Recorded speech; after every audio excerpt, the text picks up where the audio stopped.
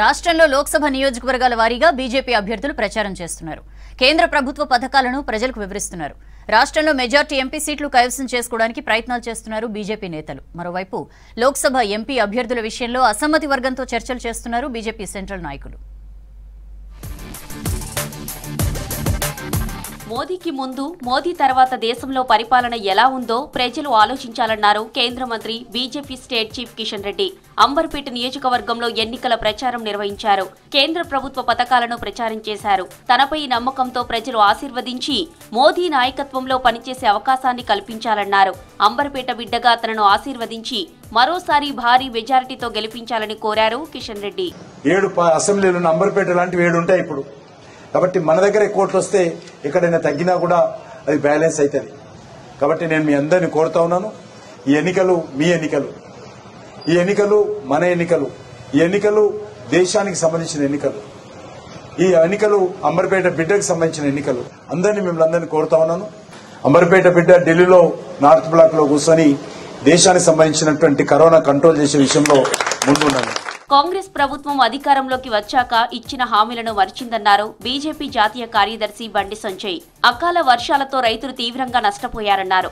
రైతు భరోసా, రుణమాఫీ ఎందుకు అమలు చేయడం లేదని ప్రశ్నించారు. ఎన్నికల మేనిఫెస్టోలో ఇచ్చిన హామీ మేరకు తాలు తరుగుతో సంబంధం లేకుండా తక్షణమే వడ్లు కొనాలని డిమాండ్ చేశారు బండి సంజయ్. ఇదే కాంగ్రెస్ పార్టీ మేనిఫెస్టోలో కాంగ్రెస్ పార్టీ ప్రభుత్వం ఏర్పడిన తర్వాత రైతుల దగ్గర నుంచి తరుగు పేరుతోని తాలు పేరుతో ఎలాంటి కట్టింగ్స్ ఉన్నాయి, పూర్తిగా పండించిన ధాన్యాన్ని మొత్తం కొంటామని చెప్పి కాంగ్రెస్ పార్టీ హామీ ఇచ్చేది. ఇవాళ ఆ హామీని కొనుగోలు ప్రారంభమవుతున్నాయి. కాబట్టి ఆ హామీని నెరవేర్చాల్సిన బాధ్యత కాంగ్రెస్ పార్టీ ప్రభుత్వం మీద ఉంది. రాష్ట్రంలో బీఆర్ఎస్, కాంగ్రెస్ పార్టీలు ప్రజల విశ్వాసాన్ని కోల్పోయాయని అన్నారు మహబూబ్ నగర్ బీజేపీ ఎంపీ అభ్యర్థి డీకే అరుణ. నారాయణపేట జిల్లాలో కార్యకర్తల విస్తృత స్థాయి సమావేశంలో పాల్గొన్నారు డీకే అరుణ. పాలమూరు రంగారెడ్డి పనులకు మొదట సర్వే చేయించి జీవో విడుదల చేయించింది తానేనన్నారు. పాలమూరు రంగారెడ్డి ప్రాజెక్టు ద్వారా కొడంగల్ నారాయణపేటలో 1,00,000 ఎకరాలు అవుతుంది. మొత్తం ఇరిగేషన్ చేయడానికి పాలమూరు రంగారెడ్డి ఇంకా 8 లక్షలు చేయమంటున్నారు. అది దాంతోపాటు ఆ ప్రాజెక్టు ఏదైతే చేసిందో దాంతోపాటు జురాలకెళ్ళి వాటర్ తీసుకొని పాలమూరు రంగారెడ్డిని మొదలుపెట్టి పాత డిజైన్ ఏది ఉందో దాని ప్రకారం మొత్తం ఈ ప్రాంతం అంతా సస్యశ్యామలం చేయాలని కోరుతున్నారు. రాష్ట్రంలో సంచలనం సృష్టిస్తున్న ఫోన్ ట్యాపింగ్ వ్యవహారంపై డీజీపీ ఎందుకు మాట్లాడటం లేదన్నారు మెదక్ బీజేపీ ఎంపీ అభ్యర్థి రఘునందన్ రావు. గత సీఎం ఆదేశాలు లేకుండా ఫోన్ ట్యాపింగ్ చేసే ఛాన్సే లేదన్నారు. కేసీఆర్ ను ముద్దాయిగా ఎందుకు చేర్చారని రఘునందన్ ప్రశ్నించారు. వాళ్ళు అరెస్ట్ చేసినటువంటి రిటైర్డ్ డీసీపీ రాధాకిషన్ రావు గారి నోట్లోంచి ఆనిముత్యాలు రాలినాయి. ఏమని? దుబ్బాక ఉప ఎన్నిక సందర్భంగా రఘునందన్ రావు బంధువుల ఫోన్లు విన్నాం, రఘునందన్ రావు బంధువుల దగ్గర ₹1 కోటి సీజ్ చేసినాం. ఎంత దుర్మార్గం అంటే సీజ్ చేసింది బేగంపేటలో, ఎలక్షన్ కోడ్ లేదు, అది సంబంధించిందో కంపెనీకి సంబంధించినటువంటి ప్రైవేట్ వ్యవహారం.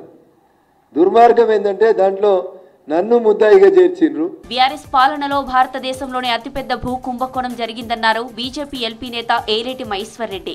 కొన్ని లక్షల ఎకరాల భూ కుంభకోణంలో కేసీఆర్, కేటీఆర్ ఇన్వాల్వ్ అయ్యారని ఆరోపించారు.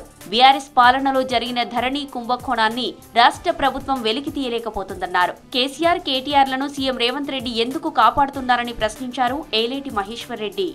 తెలంగాణ రాష్ట్రం వచ్చిన తర్వాత జరిగినటువంటి కుంభకోణం భారతదేశ చరిత్రలో కన్ని విని ఎరిగినటువంటి ఈ కుంభకోణంగా, అతి భారీ కుంభకోణంగా బేస్గా మారింది. కేసీఆర్ గారు రెవెన్యూ మంత్రిగా, ఐటీ శాఖ మంత్రిగా కేటీఆర్ గారు ఇద్దరూ నేరుగా ఇన్వాల్వ్ అయినటువంటి ఈ కుంభకోణాన్ని మరి ముఖ్యమంత్రి రేవంత్ రెడ్డి గారు ఎందుకు బ్యాక్ చేస్తూ ఉన్నారు, వారిని ఎందుకు రక్షించే ప్రయత్నం చేస్తా ఉన్నారని అడుగుతా ఉన్నాను. బీజేపీ స్టేట్ ఆఫీస్ లో కేంద్ర మంత్రి కిషన్ రెడ్డి, జనరల్ సెక్రటరీ చంద్రశేఖర్ తివారీ, ఎన్నికల ఇన్ఛార్జి అభయ్ పాటిల్ సమావేశమయ్యారు. లోక్సభ సీట్ల విషయంలో అసమ్మతిని చల్లార్చే విధంగా ప్రణాళికలు రచిస్తున్నారు బీజేపీ నేతలు. రఘునందన్ పై కేసు పెట్టారు సంగారెడ్డి పోలీసులు. బీఆర్ఎస్ నేతలపై రఘునందన్ అనుచిత వ్యాఖ్యలు చేశారని 2 రోజుల క్రితం సంగారెడ్డి ఎమ్మెల్యే చింతా ప్రభాకర్ పోలీసులకు ఫిర్యాదు చేశారు.